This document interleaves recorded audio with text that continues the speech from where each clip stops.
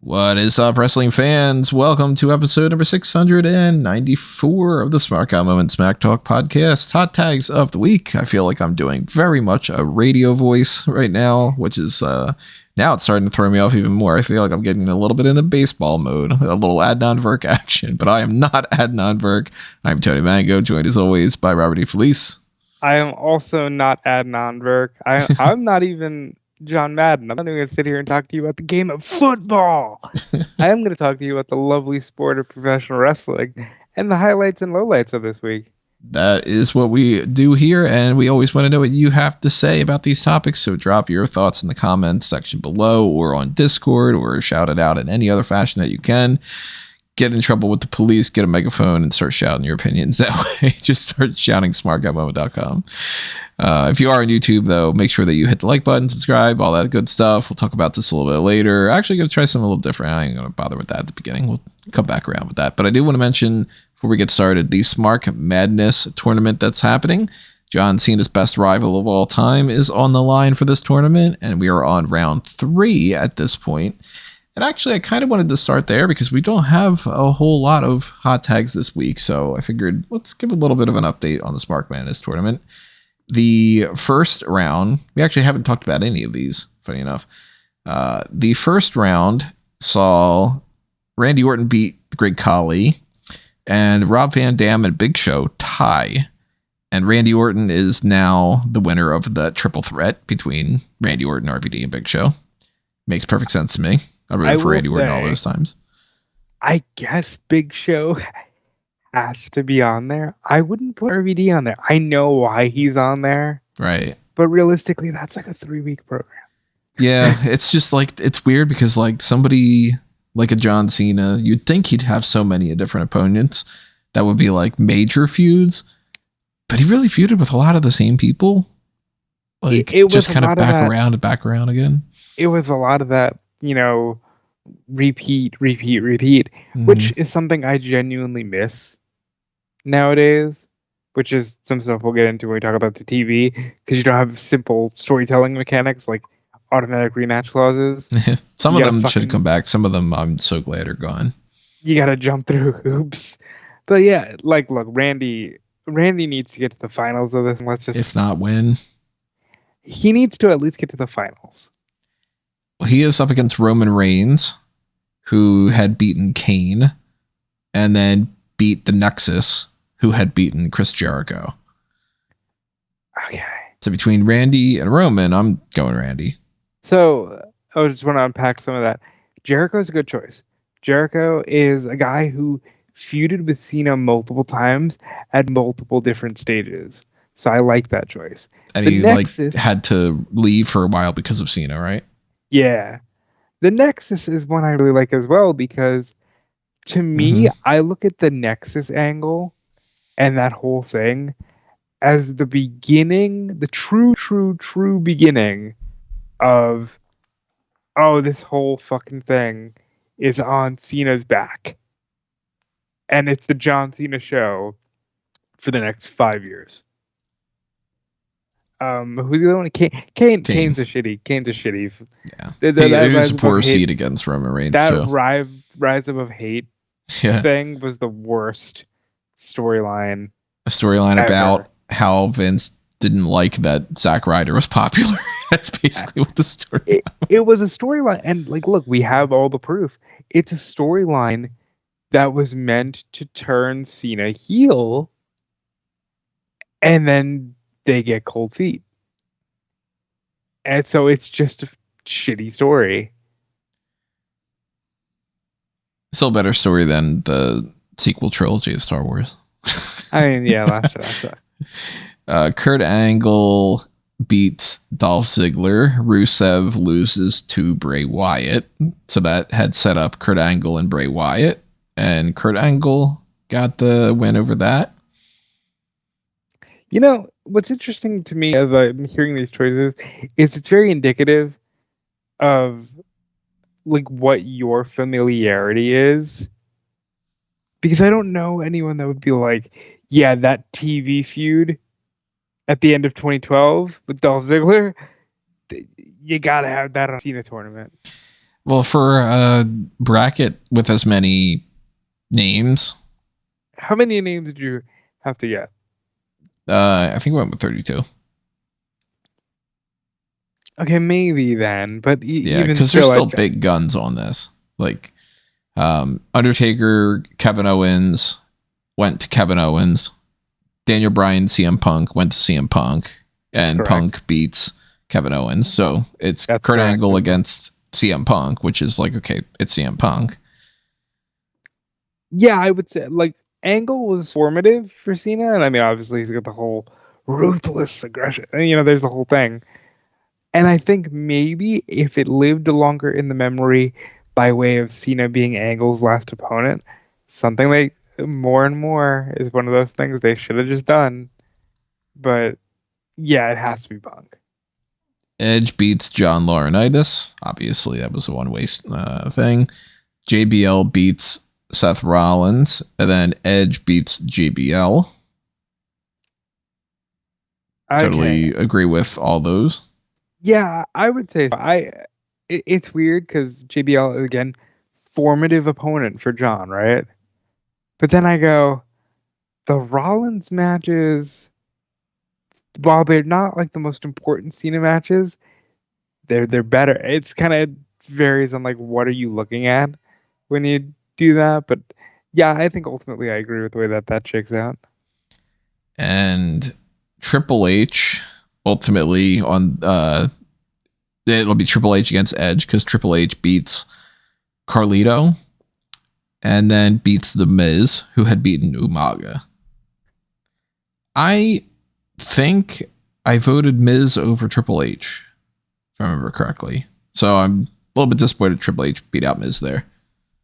I understand why you would pick The Miz. I would never pick The Miz, only because John absolutely embarrasses The Miz in that rivalry. But he had more than one rivalry with him too. I think, and this is another one, again, I'm going to say similar comment to what I just said about Angle. If we can go back in time and the match at Mania is Cena, Miz, IC title, and not, hey, let's do a fucking failed proposal, I think Miz would be higher up for me as well. I think John is high up on Miz's list, not the definitely. And Batista against The Rock is the fourth quadrant. Batista beat Guerrero and AJ Styles, who had beaten Shawn Michaels. Yeah. Yeah. I went Batista over Eddie. I went AJ over Michaels, and I went Batista over AJ. I might have gone AJ over Batista, but I think Rock has to win here. So Rock had beaten Mark Henry. And then there was a triple threat between Brock Lesnar, Sheamus, and The Rock, which The Rock won. Sheamus, Sheamus and Lesnar tied. That's a stretch. Sheamus won the title from him. Yeah, again, it's one of those like a Miz situation. Yeah, where you I think John means more to you than you mean him. So round 3 is Batista versus The Rock, Kurt Angle versus CM Punk, Randy Orton versus Roman Reigns, and Edge versus Triple H to settle on who the final 4 are. So go ahead and vote on that, everybody. If you go to the sidebar of any page on smarkmoment.com, you'll see under the current events section the little link. I feel confident saying Randy should probably win here. I mean, between Randy and Punk on the left side, that already could have potentially been the finale. And then I think Edge is going to beat Triple H. I think The Rock is going to beat Batista. I know Punk is going to beat Angle. And I'm hoping that Orton beats Roman. So I think we're going to get Randy versus Rock at the end. But Roman there could be Punk versus Rock. Is not a rivalry. It's not. Look, here's my argument for this. They had 2 matches that are spaced 4 years apart, and both times John has just used to put over Roman. They're not like there's some good sound bites. The No Mercy match was okay, but the SummerSlam match was just garbage. It was like in the thick of the Roman, I'm just gonna do 3 moves, and they had the weird storyline where like John was like, "I'm gonna roll you up." Remember that? Yeah. Where he was like, "I'm gonna roll you up to win because I just need to beat you." Ah. Yeah, it was weird. Fucking, yeah, and you know what? I'm gonna use this to. I want to start with the Raw angle because I think that's one of the most important topics of the week. We got to see John Cena actually turn heel, and one of the things I've hated about John, basically since the proposal to Nikki, every time he comes back, he feels like a caricature of himself. And that's the one thing I was looking forward to with this heel turn, that he wouldn't become like a caricature of what you think John Cena is. And I have to admit, there's a lot about this that I really like because they directly addressed the things that I didn't like, which is John Cena's he's still just John Cena. He's still just wearing like they gave a reason for the problem that they didn't have if they would have planned it out differently. Yeah, because John, he's still wearing like the market-centric merch. He's coming out with the towel that says "Last time is now."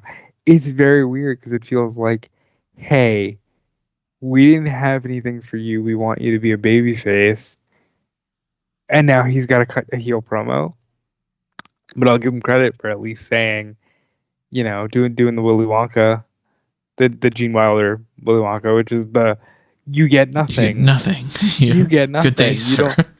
You don't get to have new music or a new presentation because you haven't earned that. I'm just gonna tell you that you're all talk to me, and I'm breaking up with each and every one of you. It's weird. I don't know if you saw, I put up the question of the day for the next day for your wrestling news was, how are you going to rebound after being dumped? And I wrote a whole fucking article. It was as stupid as all hell about like, well, some people play the field after they get dumped and they break up with somebody. So they start flirting around and like sleeping around with other people. Which baby faces are you going to start flirting with? So I purposely didn't read the comments because I'm sure people are like, what the fuck is this? Mango, you fruit. Right. Mango, you fruit from that time that you wrote about Enzo and Nia Jax. Right. As if like I was like super into it. Which, by the way, the people that are super into things, I forget the dude's name, but on the heel and face turn list, it's like totally bent out of shape because I don't think that Braun Breaker is a fucking baby face. I think he's a tweener, and that Roman's still a baby face. Fucking relax, dude. We'll get into at least Braun a little bit later on. Yeah, but Cena's promo, I loved Cena's promo. I thought that it was great. I thought that he, like you said, he took something that would have been a problem, and they tried to get. It's not my favorite example of like it doesn't completely undo it, but it's like, well, you tried to make it fit, and I appreciate that. You put effort into it. But I love that he used this different analogy with the whole like you're toxic and I'm breaking up with you, because if he would have just came out and said I just keep getting booed and you don't show me the respect that I deserve, it's the same fucking promo that we've had from everybody. He did something different, and even though he came out at the end looking like a complete bitch because Cody's like, I'm going to come out, I'm going to have my pyro go off, I'm going to hold my title, I'm going to be like, you whiny little bitch, and then leave. I still kind of like that because it's like, okay, well, he didn't even do the Cena thing where Cena typically would get the better of somebody on the mic at the end and maybe get beaten down afterward or something. But like Cena would win a lot of these segments, and it's like already you're doing something different there, I want him to. So I was hoping he'd come out in a suit and tie. Not because he's corporate Cena, but because that's like, he's even said as much, that's genuinely who he is. I wanted him to be like, I'm not gonna be a Muppet for you, you know? Because he typically just wears a suit and tie all Yeah, the time. like when you see him, did you ever watch Total Divas? Fucking that show portrays John Cena as the biggest heel, and he's an ass on the show. And it's like you don't know how much of that's real and how much of that is just like it would be fun if you were acting like that, because they manufacture the fuck out of it. Out there where he's like, we're men in our cigar room, and it's like, okay, I was expecting a little bit of that. Yeah, a dude that seems like he is great with kids and would be like fun and wears the stuff that he wears as his character would end up being like, I'm gonna go completely in the opposite direction, and I'm gonna be more like, oh god, what's the name of that fucking guy from this is a poll. What's the name of that character from Pete and Pete that was like the underwear inspector or something?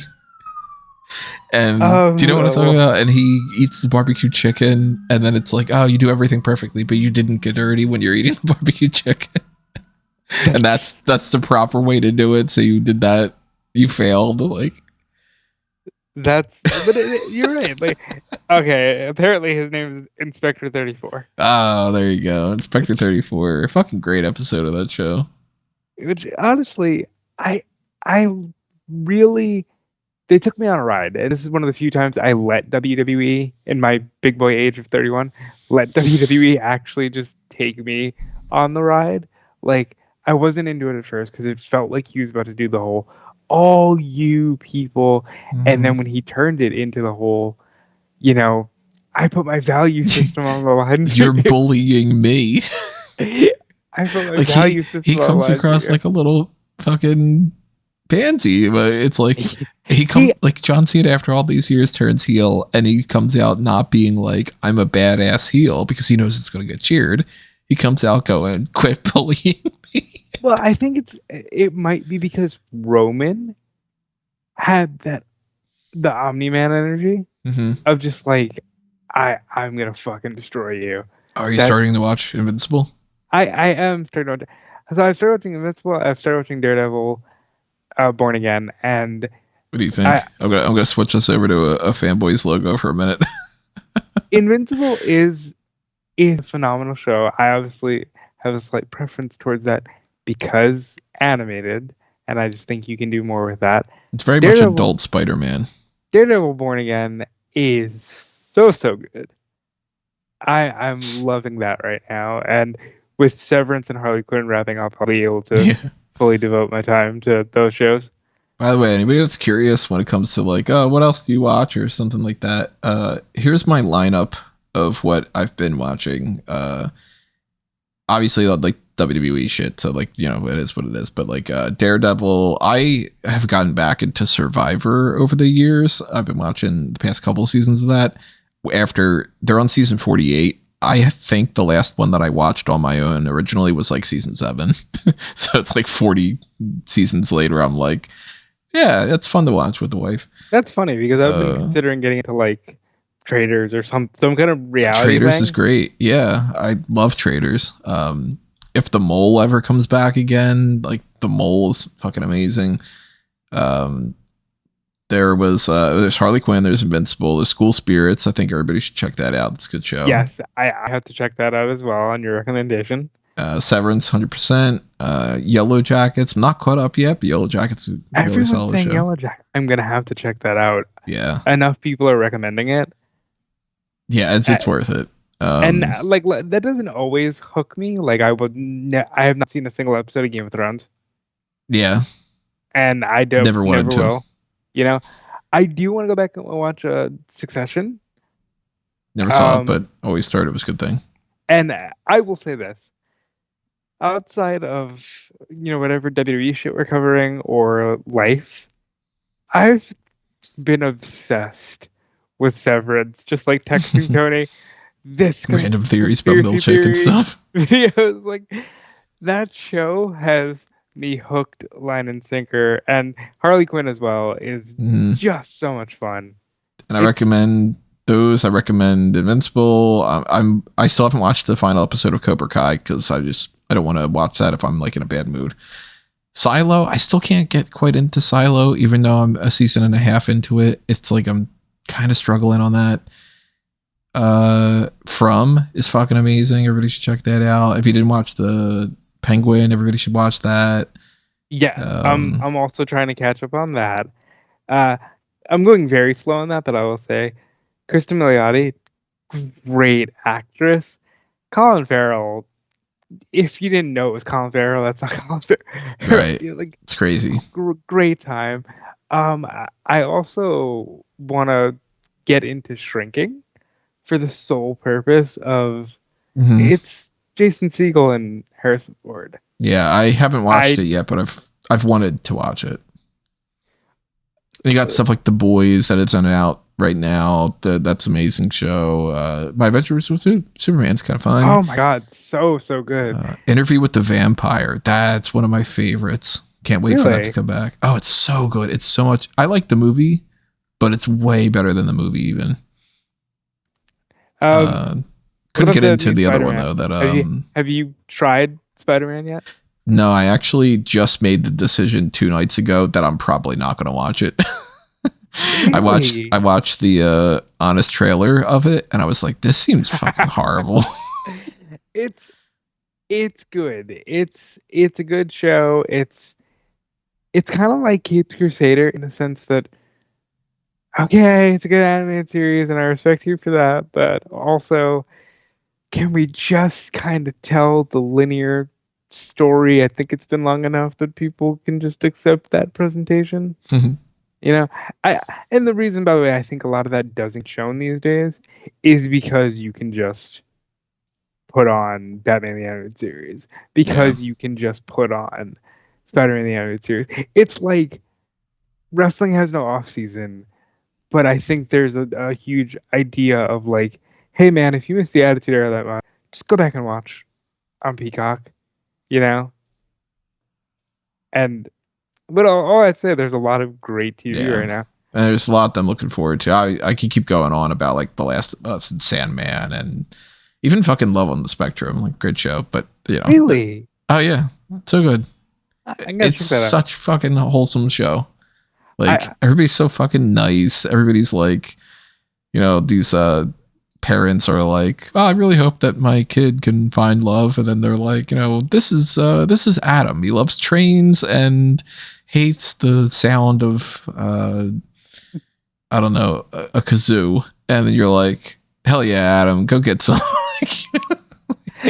It's fucking great. Love this show. That's the kind of show I will be just straight up with you people. That would probably reduce me to a puddle in my current mental frame, but I mean, you get to a point where you're just like, like, damn it, Christine, come on, like, that person's not going to be good for you, but I want you to go back there and get another date, and hell yeah, man, you're you know, it's great. It's like the human equivalent of the Great British Bake Off. Like, that show is just all wholesome, and they just get like, today we're making sponge, and then they're like, you know, everybody wants to taste everybody else's. If it ends up sucking, they're like, well, this wasn't your best, and they're like, yeah, I know. It was fun to be here. By the way that you just said that, I think the entire listener base just collectively missed Callum. I'm sure Callum, if he's listening to this, could be like, what fucking accent was that? I'm sure, like, look, I'm sure if Callum's listening to this, he's like, well, how the fuck did you guys go from John Cena to this? And we'll get back there. How did you go from John Cena to the Great British Bake Off? We'll get back there, but I do want to say, Culinary Class Wars on Netflix, great competition reality series. Never even heard of it. It's a Korean-based reality series, but I think you would enjoy it just in the sense of like, oh man, I want to know how they judge this versus that.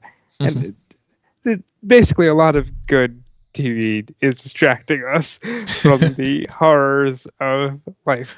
This planet.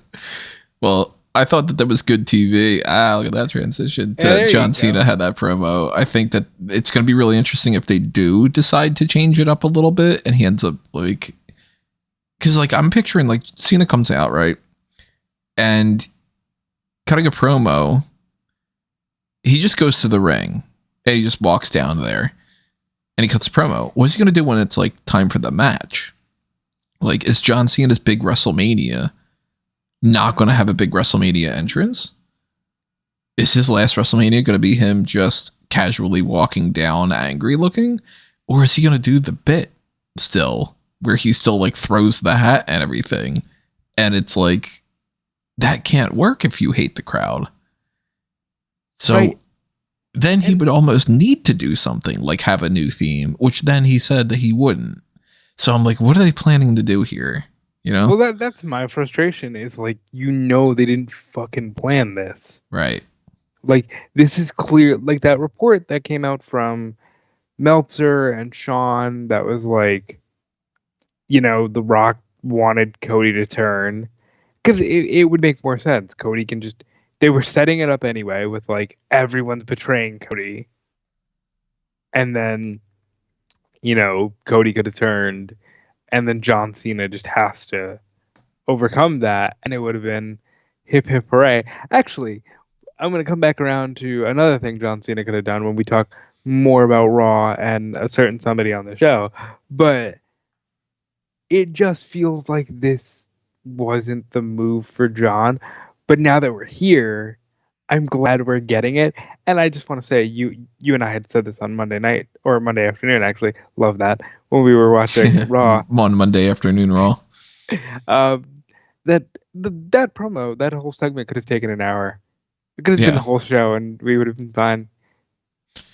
Little did we know that their process was going to be, okay, well, that's going to take however much time it needs, and then everything else is going to take about 12 seconds each. No, well, hold on. No, it was that. It's going to take as much time as it needs. Oh, yeah. It's going to take as much time as he needs. Penta, yeah.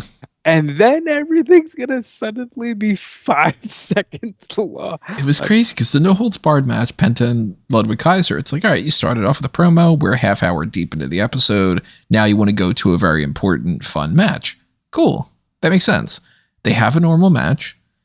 And afterward, you hit him with another bit of news with Penta being like, I'm going to go for the Intercontinental title. And I'm like, oh, shit. That's pretty important. I wonder what they're going to do with Braun Breaker going forward. And then they're like, Judgment Day, Dakota Kai versus Ivy Nile for some reason. Never mind, it's over. Okay, contract signing. The contract signing's got Rhea. Never mind, she ran away with whatever. Okay, there's Jey Uso. I got attacked. Oh, he beat the match. And it's like, yo, fucking relax for a second. What happened with the Judgment Day backstage? Right, and I'm telling you, like, by the way, they just said Raquel IC title next week, and you're like, I didn't catch that. Like, when the fuck did that happen? It's like at the beginning of the promo. Oh, because they were like rushing through their lines. and then really, the Dakota Kai Ivy Nile match was kind of quick, but not nearly as quick as like, and Jey Uso comes out and Jey Uso won. And wait, I literally looked up, he was gone, and I was like, wait, did the match not start? Did Gunther just attack him? And you were like, no, I think he wins with a spear that he wins with a spear that looks so bad that it looked more like a crossbody. No, I think it was an intentional crossbody. Oh, I thought he was going for the spear. Now I'm ad-libbing here in my mind, but I'm wondering if that's isn't that just thinking?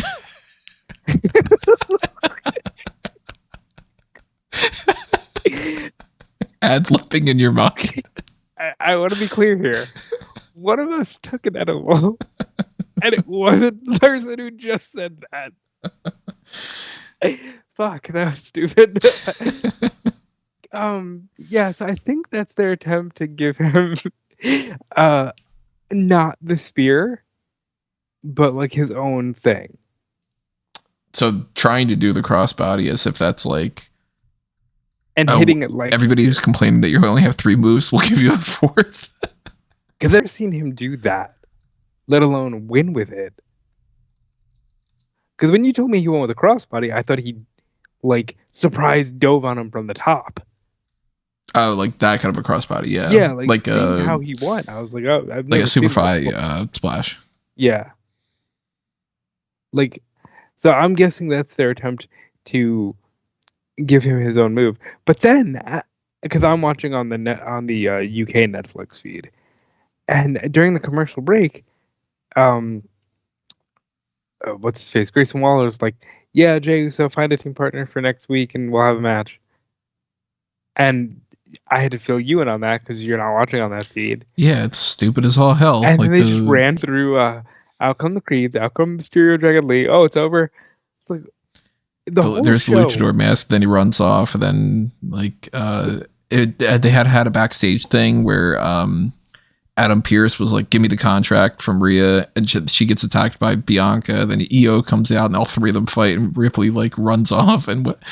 So where do you think that's going? Because I want to talk about that a little bit because Rhea has taken them. Yeah, Rhea's taken them out twice. So I'm getting the vibe that if it is a 3-way and not like, well, you can't just be entered into the match, but you can face the winner on the second night. I think Rhea's got to take the pin if it's a 3-way. I genuinely don't know who's going to win. Right now, I'm thinking it's Bianca, and I think it's Rhea taking the pin. I think it's still going to be a 3-way, but I think that they're going to go with the idea that Ripley lost the title and they want to give her a strong showing to offset that. And the more that she attacks both of them, because she's the odd one out, it'll get to the point where both EO and Bianca are like, we're mad enough at Ripley that we both want her to be in the match, which could be as soon as next week, or they have to kind of hurry up a little bit. And I think it could be this next episode of Raw. It just gets like, okay, well, it's going to be a triple threat. Okay, so as far as like who wins, though, I kind of feel like EO's only gotten this title because they want her in the match, and they figured that she's the one that needed the most momentum. So I don't know if that means she keeps it after. So I am leaning a little bit more towards Bianca, but I could actually see it being more Bianca beats EO, and Ripley says, "You didn't beat me." And then it's Bianca and Ripley fighting after that. Yeah, but I can also see it just being EO because I'm getting the vibe that Bianca is a heel. She's acting kind of heelish. It's weird. But Rhea Ripley's also acting. She's basically just attacking them for no reason. Like, she's being a sore loser. She's being a sore loser. Bianca is doing the whole sunglasses thing. And I'm sorry, as cheesy as this is, that's a clear, like, now you're changing your look, you're changing your demeanor. And EO is full-blown high adrenaline babyface. And I think it could be EO because maybe they just want Bianca to go right back to SmackDown if you with Jade. Yeah, it could be that. Maybe Bianca wins and Jade gets traded or whatever. Or I guess depending on who they would want to feud for the title over the next couple months, either EO retains, Bianca goes off and does that, or Ripley wins the belt back. But then at that point, who does Ripley feud with, Well, eventually Becky Lynch has to return. True.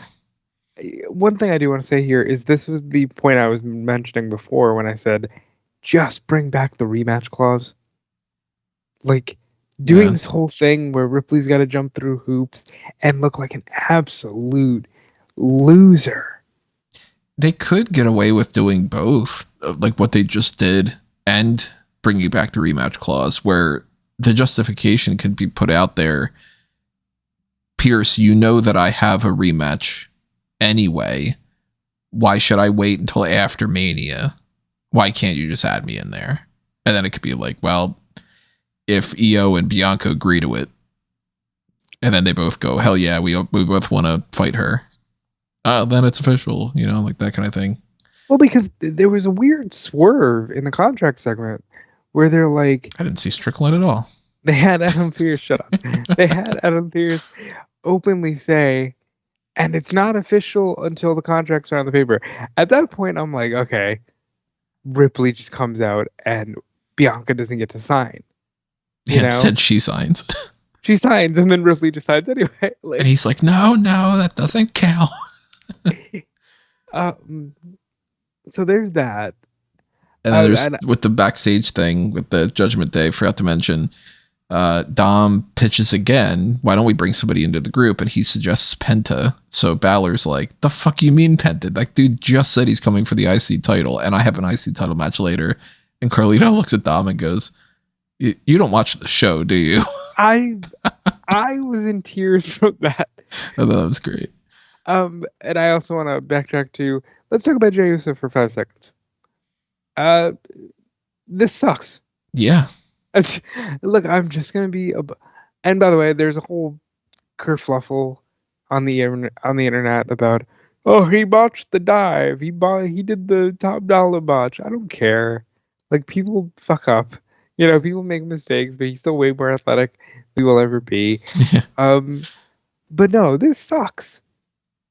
It really sucks. And if anything, it would make you think that this is a story that they had the least amount of time that they prepped for. But if the story is true that they had planned that Jey Uso was going to win the Royal Rumble by like late November or something, then they just didn't have any plan.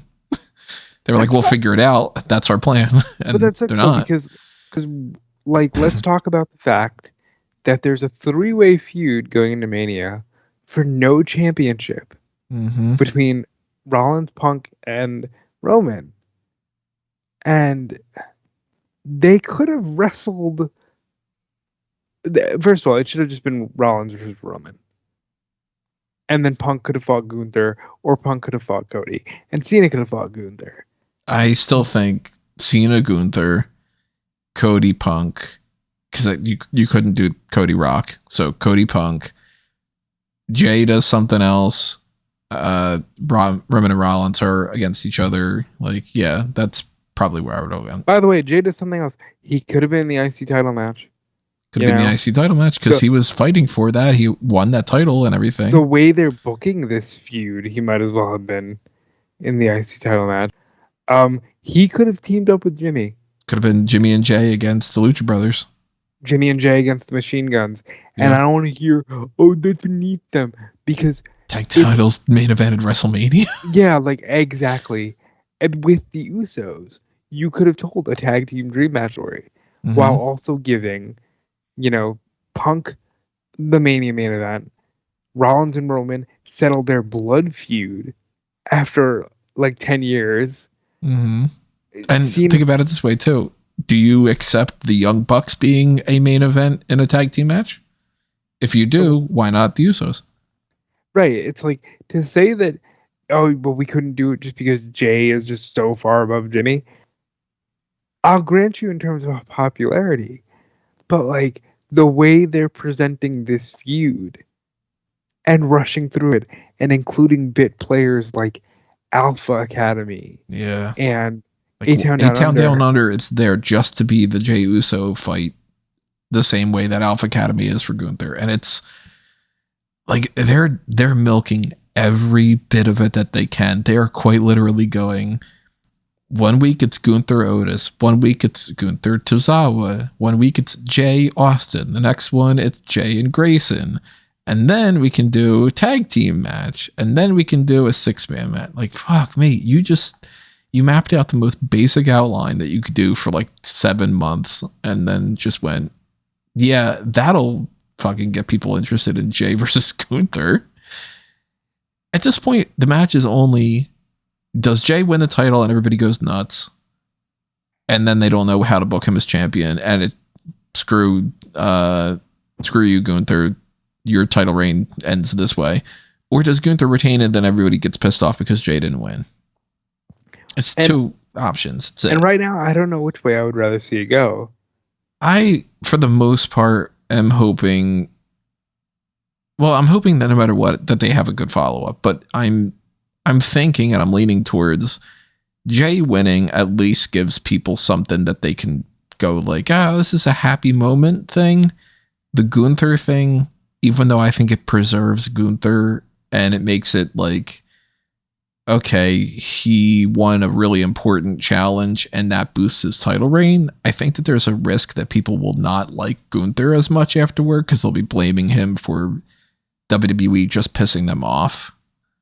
Well, I don't think it's that they won't like Gunther. I think it's going to be they don't want to see him because they don't want to see WWE's presentation of him. Or like, we know that you pushed this guy and we don't like that you're pushing him down our throats kind of a thing. Do you feel like he's got a little bit of that Lesnar, like he's always champion. Yep. Okay, well, I understand what you're saying. So I think it's probably better to just put the belt on Jay. And then they can do a lot of stuff with who beats Jay, because at that point you open up the whole, like, is that how McIntyre gets the belt back? Is that where you put a belt on like a Solo Sikoa or a Jacob Fatu?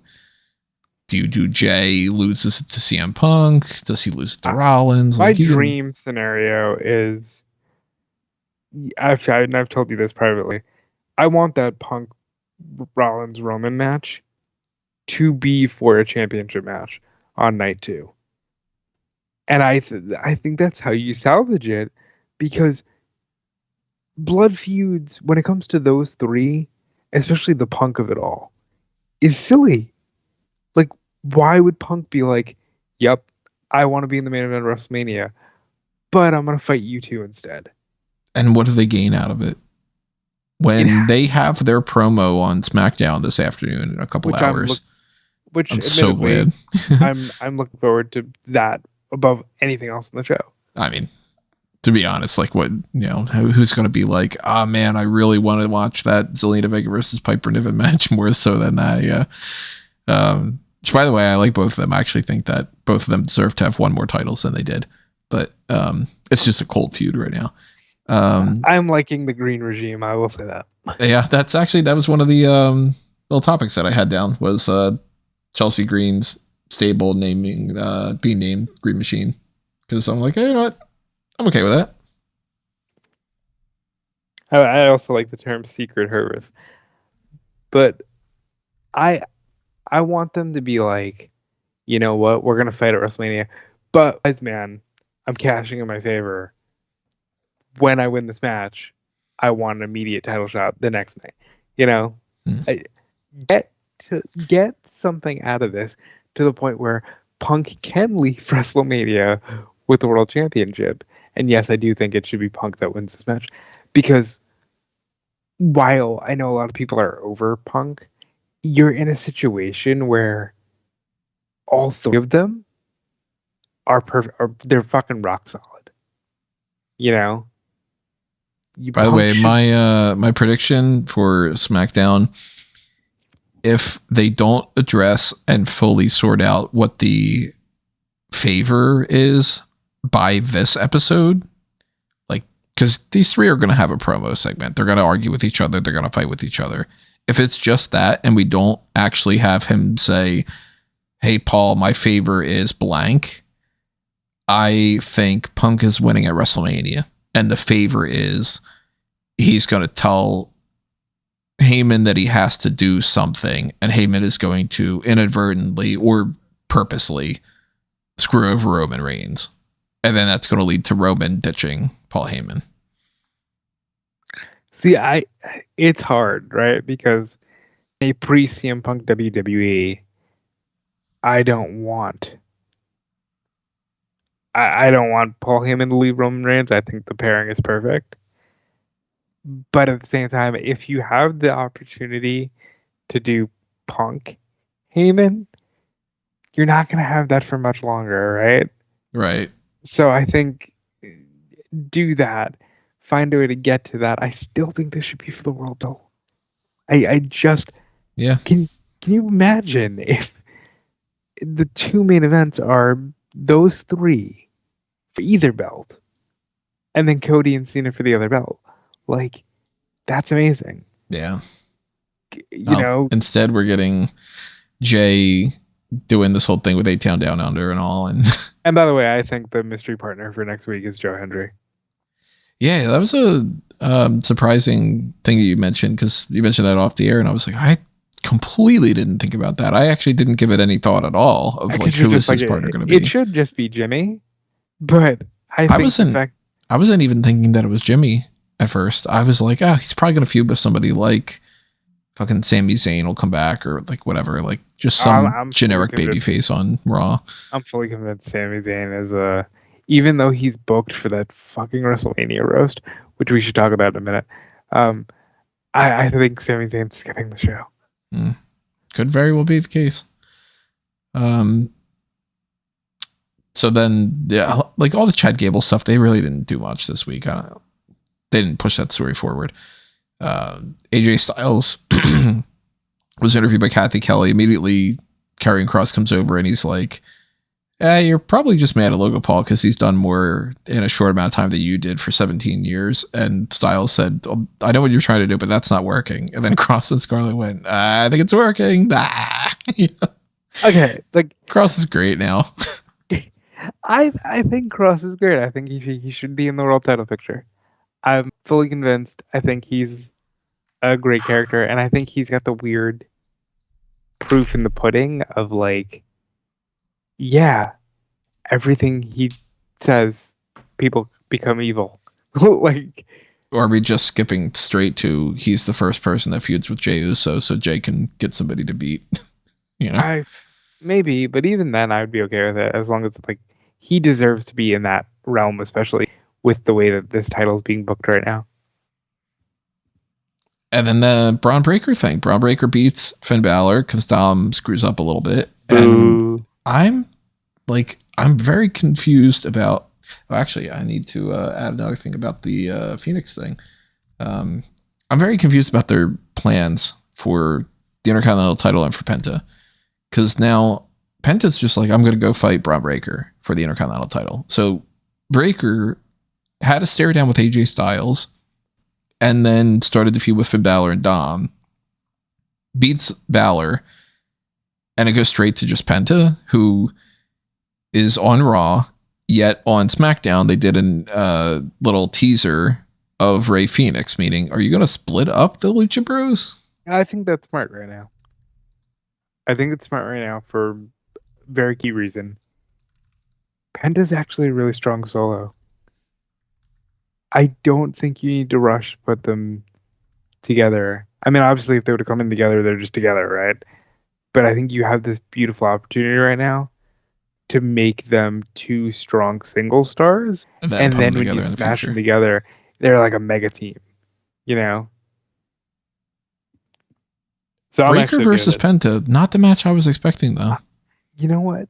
And I'm super down with it just being a singles match. Well, that's assuming that it isn't just like Breaker, Penta, Balor, Dom. That's why I threw it out there, because I do think it's going to end up being like Breaker, Penta, Finn, Dom, maybe even Logan and AJ. Even though I think that one's probably solidified as a singles.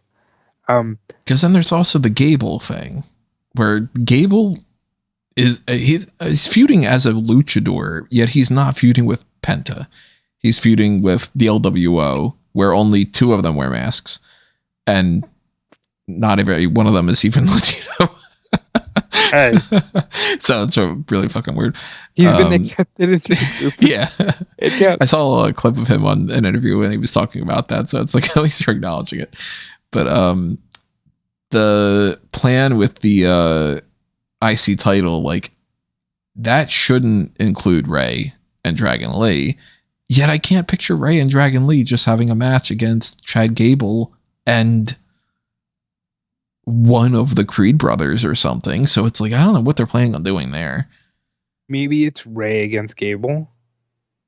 Even that, I'm like, that's Raw. That's not WrestleMania. It's not for anything. Okay. You know? So it's that time of the year again, folks, where Rob breaks out his tradition of saying they gaslit you into thinking that this whole 2-night show thing is great. It's not. It's fundamentally not. I mean, they've got only a few matches that they can put on the card. They're already filling it up. And you got a lot of titles and stuff. Like, they wouldn't have room for Rey Mysterio versus Chad Gable unless they decided to, like, not have the World Tag Team titles or something. You know what I mean? Which they haven't done fuck all with them. Like, what are the War Raiders up to right now? Well, no, they just fought the Creed brothers like last week. It's just that they lost. But they're not, like, being set up anything. Maybe that's what the New Day is gonna do. Because the Even New Day that, had this. New Day's not like New Day had in a segment with them. They had this hot heel turn, and they just did fuck all with them. Their gimmick now is, haha. It's like They should watered do a down team with version. John Cena. Yeah. Yeah, they should actually, or that might, you know, give that angle some legs where you're like, okay, these are three men with a common, mindset of like, okay, we've been too nice for too long. I don't know. There's a lot of moving parts. I feel like we talked more about Raw than what Raw actually aired because of how fast it was. Right. Exactly. Even though I know that's not true because we're 50 minutes into a podcast where we talked about other things like movies and stuff, but it's still just like that was a rush of an episode. And there's a lot of moving parts, and way more moving parts than I would have assumed going into this Mania season. Yeah. Like next week there's a women's IC title match, and they already had Valkyria be like, and if I get by her, Bailey, I'll give you a shot the week after. Like, okay, we're just running through that. Yeah, it's weird. Speaking of title matches and all, NXT had a Women's United States Championship match. Chelsea Green retained over Sol Ruca. Phenomenal. The crowd was pledging allegiance, and Booker T stood up. There's that, and then there's chance of Chelsea's president, which fantastic. Chelsea should be president. I'd vote for her more, even though she's Canadian. There was a backstage. This was kind of a weird thing. Trick Williams is backstage in the locker room. Javon Evans comes over to him and he's like, "Hey, I think we should work together to fight these four assholes that are like attacking everybody." And Trick's like, "Fuck you! You're never winning the championship." And it's like, okay, what the fuck? It has nothing to do with that. So and then Lexus King is like, "Hey, it's good. At least good that you can eat some solid food again." And then he gets punched in the face. In the mouth. Yeah. And then to tie that all up, Javon ends up staring down Trick Williams by the end of the episode. Yeah, the last part of the episode is Trick Williams beats Eddie Thorpe in the NXT Underground match. Trick calls out Obafemi.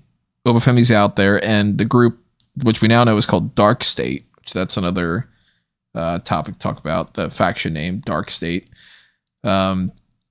They don't even get a chance to get to the ring because the Evolve people are around it, and Javon runs into the ring to tell Femi and Williams, "Hey, the two of you and me need to go fight off these four people that are going to attack you."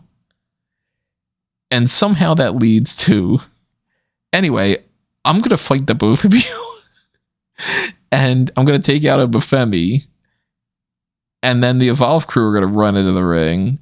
And then Darkstate, the people that you were really worried about, are just going to hang around in the crowd. I don't know what the fuck they were going with here. It didn't make any sense to me. So Darkstate throw their name in a random promo. It's like a random moment where I think it's Suck on Sugars. That's just like, yeah. I guess what we're saying is when Darkstate's around, you better run. And you're just like, okay, I guess that's their name. I'm beginning to think the Trick might be the ones behind them. Maybe, and maybe I'm wrong. Maybe they don't have anyone behind them. Maybe they just literally are a four-man shield. But I think there's more to the Trick Williams theory now than there was before. Because Trick did the thing where he's like randomly an asshole. And like that's not uncharacteristic for NXT babyfaces. But I don't love that.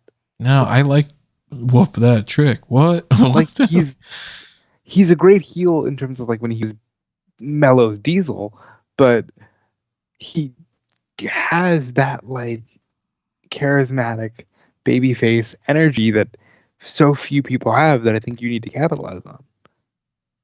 Kind of gives me a little bit of the vibe of like, why are they turning Braun Breaker heel before he goes up to the main roster?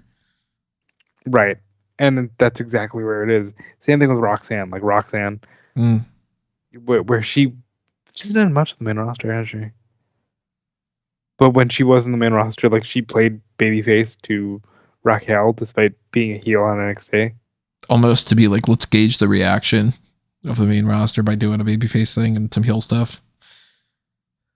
Well, that stuff happened. Also, Stephanie Vaquero cut a promo where she's like, hey, the first person who comes out and like looks me in the eyes is going to get a title shot. And Jordan Grace goes to the ring and doesn't get to the ring because Jada Parker attacks her and says, well, technically I'm in the ring first, so I get a title shot. And apparently that holds up in court because Ava later on is like, all right, well, that match is happening next week. And Fallon Henley comes around and she's like, I keep telling you, I want my fucking rematch for the women's North American title. And somehow Vaquero's stupid enough to be like, all right, we'll do that too. So I'm already going to take some time on Sunday or Monday to write up Stephanie Vaquero loses the NXT Women's North American Championship to Fallon Henley because she earlier in the night defended the women's title, and then she either got attacked afterward by Jada Parker or Fatal Influence, and then that's why she went into the second match injured and lost. Yeah, I don't love that we're getting Parker out of the way, but I'm hoping Parker leaves Vegas with the women's North American title. But I'm a little confused about all this because like sometimes they're doing the weird thing where like, hey, sometimes we let you defend your belt separately. Other times we immediately require that you relinquish one. There's no like set formula for that. But I think Stephanie is a great choice to be the one to hold these belts.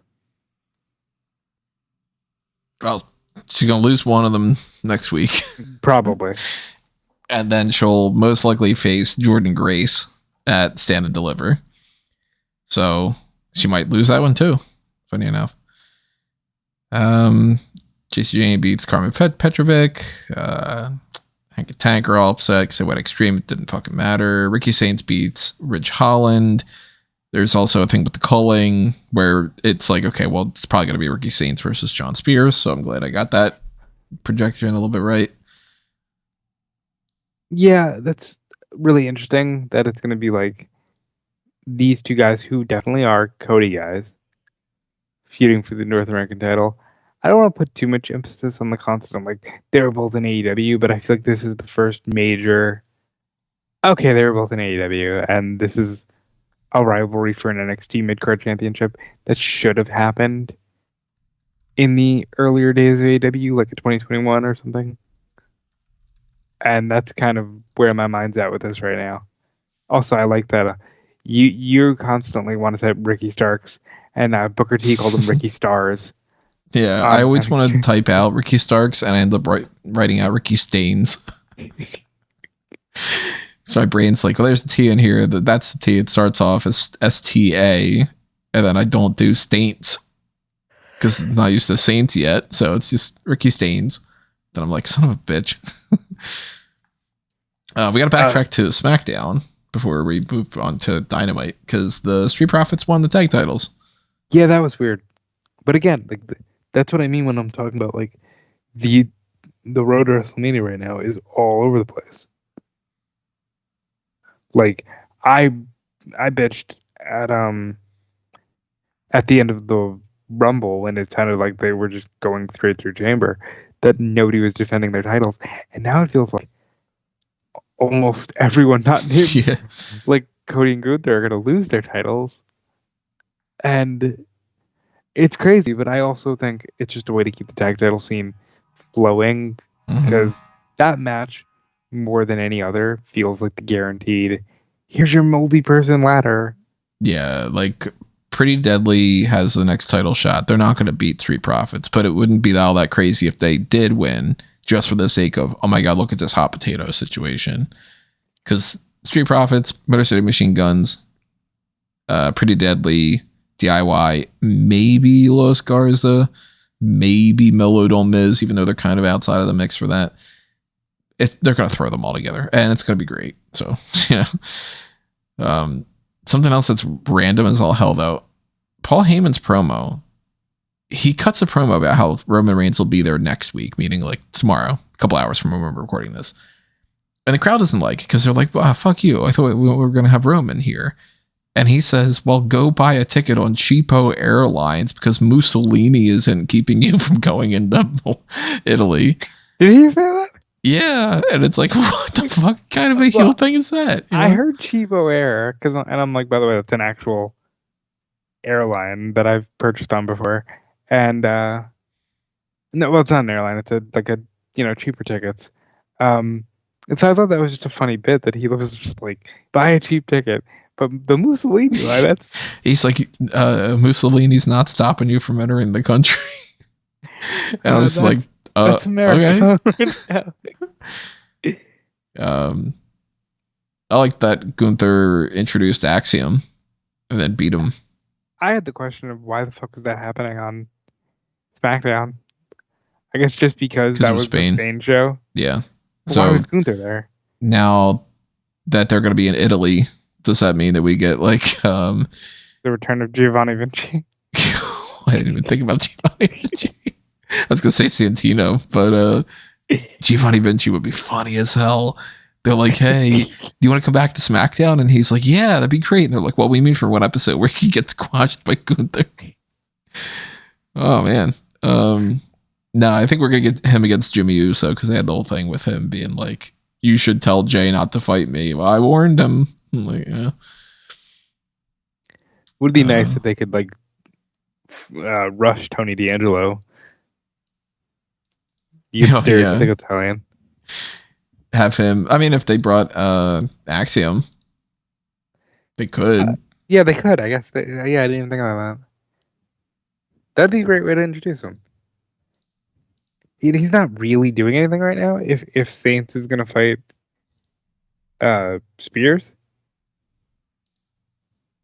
Yeah, I mean, he's kind of seems like he's. I don't know. I get the impression that Tony D is moving up to the main roster after WrestleMania, and that they're doing this whole thing about they're really focusing more on the underboss aspect of Stacks. That I think that they're trying to set up. Hey, I feel comfortable enough with you leading the family down in NXT. I'm going to go up to the main roster.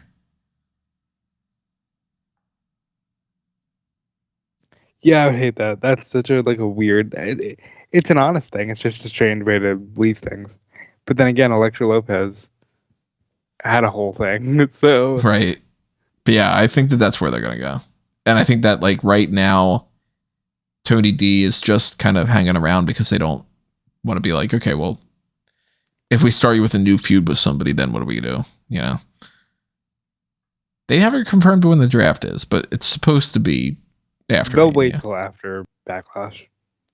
Could be after Backlash, yeah. I don't know. Before we go to the AEW stuff, we got two more hot tags that aren't related to that. One of them is that Alberto Del Rio story, which if anybody doesn't know what that is, I don't know the specifics because it really doesn't matter, but Del Rio was a part of a AAA event in Tijuana, and apparently somebody was throwing coins at him, which already I find funny. Because you're just throwing coins at the guy. It's not even like you're throwing your trash or you're you dumped your beer out or something like that. Like somebody brought coins to throw. And Del Rio storms out of the ring and is basically threatening to beat this guy up. And I guess Del Rio throws a chair into the crowd, not at all thinking I could hit other people, or if I hit this guy, that's a fucking lawsuit, or anything along those lines. Supposedly he hit some kind of a woman, like an older woman, that she was injured, which is like, goddamn, really? that woman's there to try to watch a fucking wrestling show, not to get blasted in the face with a chair from a fucking terrible human being like Del Rio is. But then there's footage of this. Somebody else throws a chair right at Del Rio's head. And it's like, man, what about instant karma? I'm only aware of this because you showed it to me, and it's and I'm only aware of it because Wago showed it to me.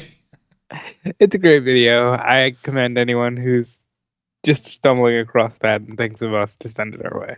Or it might have been Peyton. I don't remember. One of them, you said Wago. I think it was Wago. Wago tends to send me.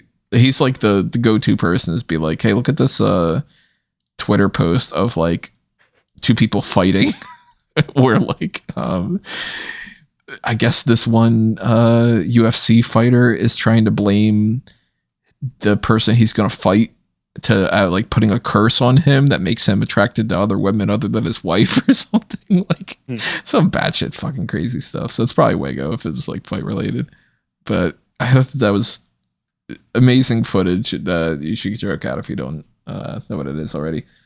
There's also another hot tag here from WrestleVotes that the Ugandan giant Kamala might be inducted into the Hall of Fame this year. And there's a report from Mike Johnson of PWI, I think it was, that Ken Shamrock's name has been tossed around, which is like perpetually tossed around quite a bit. So we haven't gotten confirmation yet of the natural disasters. Yet they're supposed to be in there. You throw Kamala and you throw Ken Shamrock in there, I don't think there's any room for anybody else. That's a weird Hall of Fame class. It is a weird class. Triple H, Michelle McCool, Lex Luger, Ken Shamrock, the natural disasters, and Kamala. But I think it's also the way that this Hall of Fame will probably go, because I think that hits all the quotas, doesn't it?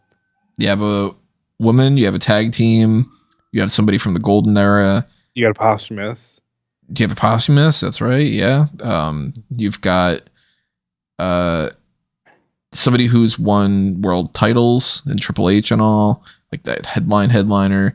You've got world titles, but not necessarily in WWE, where it's like more the WCW thing with Lex Luger. Yeah. And then you've got Shamrock, who's like the perfect balance of like could be on any of the spots of this card. Intercontinental champion. So you've got like, I guess technically your mid-card main event kind of guy.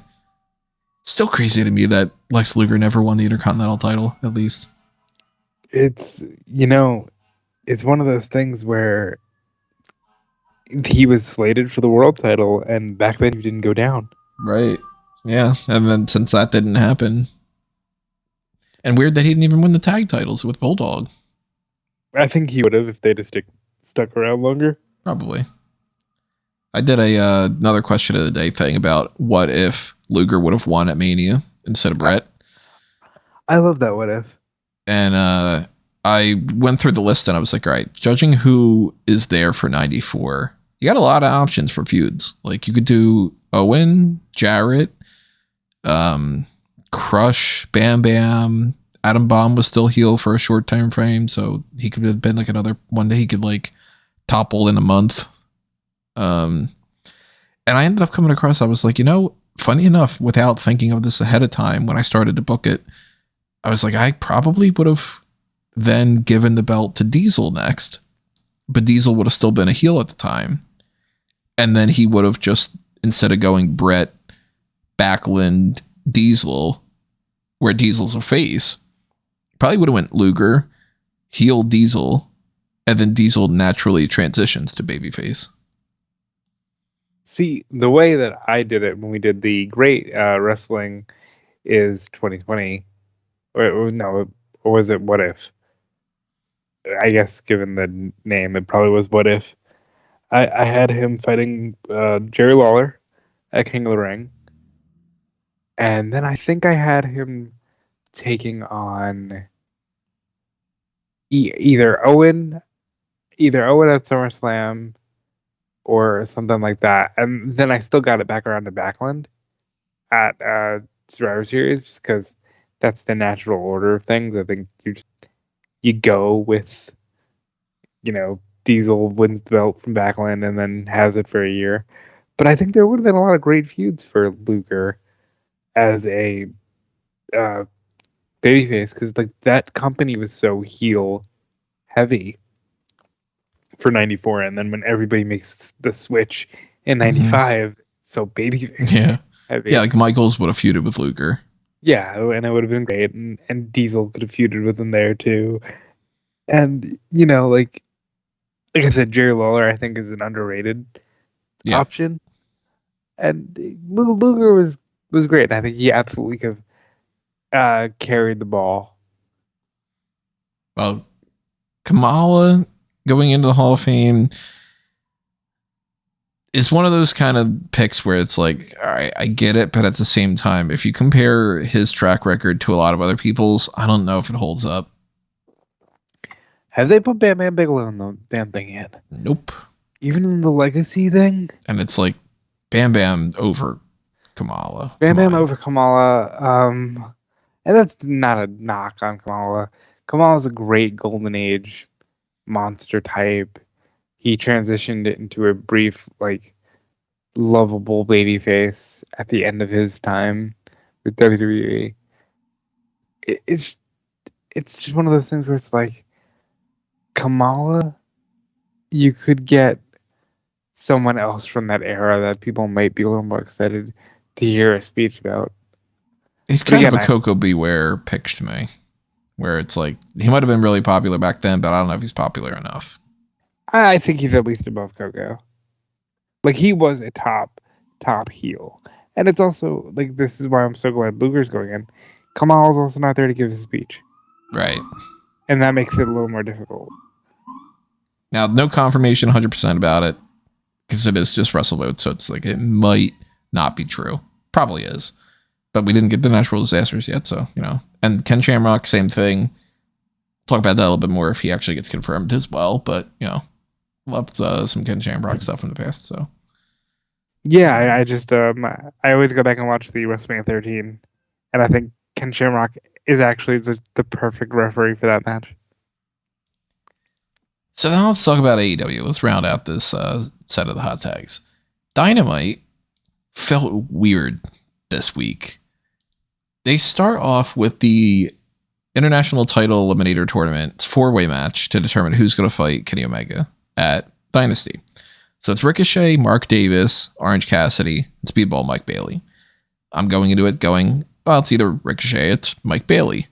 Well, both end up pinning Mark Davis. And despite the fact that Ricochet's got his feet on the ropes, they just go, yeah, it counts the same. And it's going to be a 3-way now. And they had a graphic up immediately because, of course, the suspension of disbelief, those prophetic people planned out the idea that might happen. So it's like, okay, well, that's an interesting way to start off the show. And hey, look at that. The two people I thought could potentially win, they both win. Okay. And then they go straight into the TBS title match. Mercedes retains over Billy Starks. I'm like, okay, that's 2 of the 3 things that they advertised, really, for the most part. Then they're going to clearly take a break, do some kind of a promo thing, do like that Ospreay and AR Fox match or something. And then I see that they're doing a quick backstage thing with MJF. And then straight into the world title match. And I'm like, what the hell's going to happen for the rest of this show? Now, it ends up being Ospreay then beats AR Fox in a match that means nothing at all. It's just there to flip around.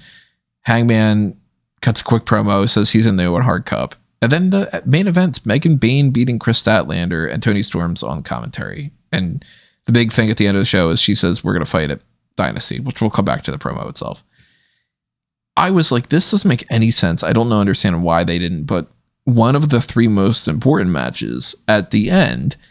And I get that part of it was Blizzard issues might have forced them to like rearrange the card a little bit, but they didn't have stuff announced ahead of time anyway to be like, oh, this match has to change. That match is whatever.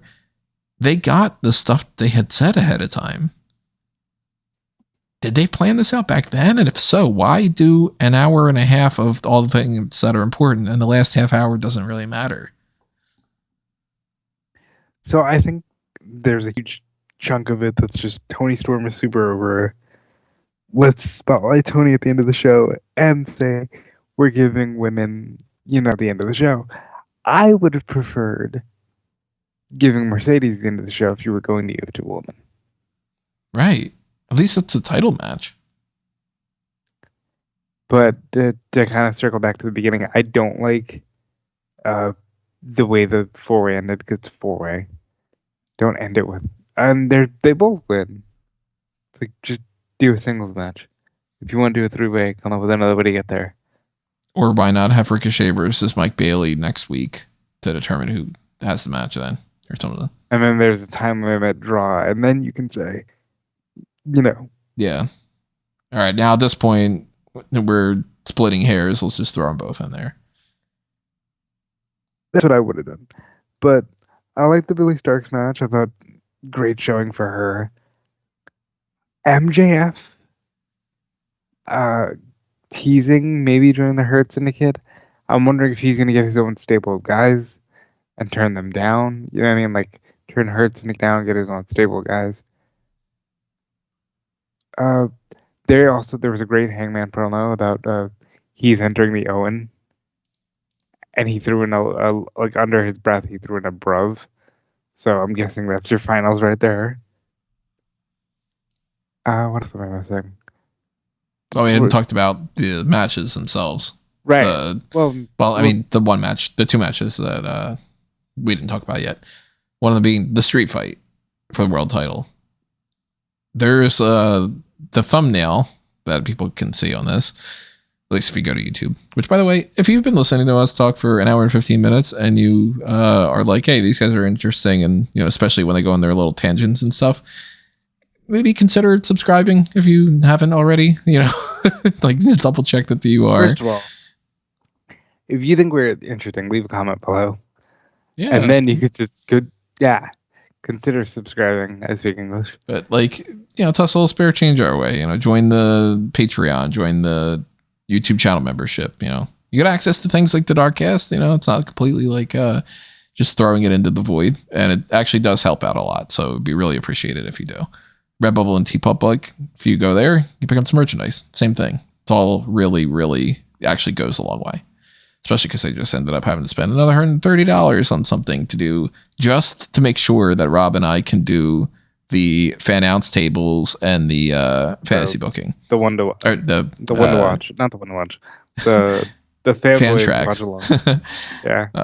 Yeah. Like just to be able to do that, I just had to spend another $130. And it's like that already, you do 3 pick your poisons on that, that's completely covered. So keep that in mind, But in this John Moxley and Cope match, there's a segment that is already on my list for like best spot of the year or like gnarliest like the moment or whatever, where it's a board. It's not a bat. It's like a board, right? It's Cope has. So it's edges or Copes like 2x4. It's kind of like nails. It's just like a kind of a board, but it's got nails in it, and he suplexes Moxley on it, and Moxley's got these nails stuck in his back, and Wheeler tries to peel it off, and it's all stuck, and I'm like, and it genuinely felt like, oh shit, that wasn't supposed to get that stuck. I don't fucking get it, Mox, dude. What are you doing this for? Do you get off on it? Like, the funny thing is, it's like that guy's a dad. Like, it's just like there's a small chance that your child might have seen that. Like, it's crazy. I wouldn't do the thumbtacks, and here you are doing that with nails. Like, I just I don't get it. But hey, it made for an interesting thing, so that's worth talking about. It's a good thumbnail. It's a good means to showcase how tough he is as a champion and everything like that. It's just a matter of me being like, I don't know if you need to risk that. Like, then to a certain extent, it's just wrestling. You don't need to do that to your body. Yeah, and then the big angle to me was after the match where, Mox gets the better of Cope because, first the Wheeler interferes, then Claudio, then Pac, then Marina, then Nick Wayne. And then Edge had FTR and Willow Nightingale on his side. And after the match, he reaches out a hand for Dax to help him up, and Dax just walks away. And I had thought they were going to turn on him because they were lingering in that shot for a long time. But then when he pushes away, when he being Dax, pushes away Cash, I'm like, oh, where are we going here? So that's interesting. I kind of think it's going to lead to Edge and Christian having their first match against FTR. I'm still full blown Edge and Christian have to be reunited by like September. Mhm. Well, I think maybe even sooner because you could have them in a tag match with the Young Bucks at like All in Texas. Right. If you want to make that the biggest show, that's a match that you wouldn't be able to get normally. Yeah, it was a weird episode of the show just for the way that they structured it, because then they end with the Tony Storm thing, and she just goes into the whole, hey, here are some terms that might get you might get some kind giggling. Or some kind of a because she's what'd she say? Report from Facebook. I always say the bigger they are, the harder they come. Yeah, she said, I'm gonna walk in here with the strap on. With this strap on, and what was it? There was like a specific term that she used to end it before she said, "You and me, we did a dynasty." I'm forgetting the actual promo. I'm blanking on what the other one was. Yeah. Hold on, I'm gonna look it up real quick. But yeah, there's like this constant innuendo, and I thought it was funny the week before. I just don't, and it was funny here too. I just don't want it to be her whole shtick. You know what I mean? And it seems like it is. It seems like this is going to get worse until they can't really think of anything more. How many more puns can you really do? But it does seem like that's where they're going. And Megan Bane's been around for like 4 matches. I don't care enough to make her like, oh man, it's her against Tony Storm. So she said it was time for them to get tantric. Oh, that's right, yeah. And she would make Bane's thighs shake and her body quake and walk out with the strap on. Okay. Like, to me, that's like, wouldn't that have been midway through the episode? Like, for that to be the main event, I don't know. It just, Megan Bane versus Chris Statlander didn't feel like a main event thing to me. It just seemed kind of odd. And I get it does incorporate the Women's World Championship that is supposed to be effectively on par with the men's. But I don't know. The pacing of the show just felt weird to do. Like 3 things that are very important, and then the Ospreay and Fox match. I would have moved that around. Maybe swap that and like the Mercedes match or something. I don't know. But gnarly thing with the spikes. And then those are your updates for Dynasty. Because that confirms that it's Moxley against Swerve. So yep. We get 3 matches for there. And Evolve was Evolve.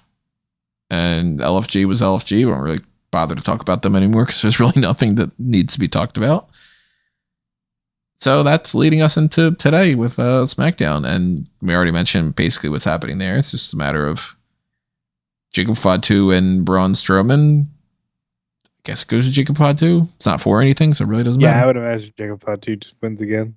And Jade's up against Liv Morgan, which doesn't seem to have any kind of consequences. So it's probably Naomi comes out, starts fighting with Cargill, and she wins by DQ. Oh, 2 really quick ones I want to throw in there.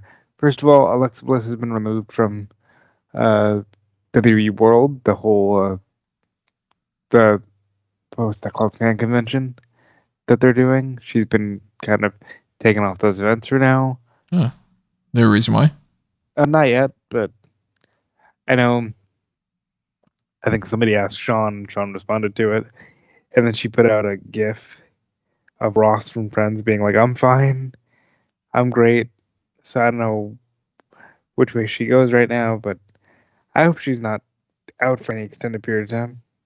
Maybe it's a matter of we want her to be doing the Wyatt thing, so we don't want her to be like talking to people and signing pictures and stuff. Right. And then you just replace her with like Natalia or whatever. Hey kids, you want to see Alexa Bliss? Oh, okay, shit. We can't really do that anymore, but we've got, I don't know, Tatum Paxley. And then they, you do your stuff there. And the last Where's Tatum Paxley, by the way? She was on TNA. She was on TNA tonight. Ah. Her and Gigi are trying to do something with the Knockouts tag titles, as are the Meta Girls. Huh. And the last thing I want to bring up, speaking of NXT women, is that Saraya said her career was coming to an end soon. Why is that with NXT women? Saraya. The original NXT Women's Champion. Oh, you're going back to her. I was like, wait a minute, is she going to wrestle for NXT? Yeah, I mean, she got more time than we would think that she would. So if she's at a point where she's okay with retiring, she should. I also just think she could have done a wee bit more, but as long as she's at peace with it, I'm at peace with it. I just wanted to bring it up because I know, it's a thing. She's a big fan. I mean, she's a big fan. She's a big star for that year that she was the face of the NXT women. And she really did change the game in a lot of ways. Even though in hindsight it doesn't feel as monumental as it did at the time. She really did change the game. So those are the 694 hot tags. Make sure that you leave your comments below. Make sure you're also following us on different platforms. I am at all this stuff at amangotree.com. Find all the links there. Yep, and you can follow me everywhere at Dude Felice. Check out my new letterbox. Check out my Twitch, my Twitter, my Blue Sky, my Instagram, whatever you want to find. It's at Dude Felice everywhere. And next time you guys are going to be hearing from us is going to be a question mark because we still don't really have a plan. We might do a retrospective and kind of try to do a thing about WrestleMania 36 because that was 5 years ago and that was the WrestleMania where it's it's during COVID, and we might format that as a Wrestling is 2020, and we still have a dark cast that I need to figure out. I have no idea of what I'm going to do for this dark cast, so I'm taking any suggestions if anybody has in mind that what they think would be interesting to do for a dark cast. Could be a gimmicky thing, or it could just be one of those episodes where Rob and I just chat for an hour about something and it's completely random, whatever the all talk show kind of vibe goes. Keep all that in mind. Could do fantasy booking, could do a lot of things, but it's partially up to you. So leave your comments below for that, and then stay tuned, and we'll see you when we see you. This has been another Smark Out moment, and we're being counted out.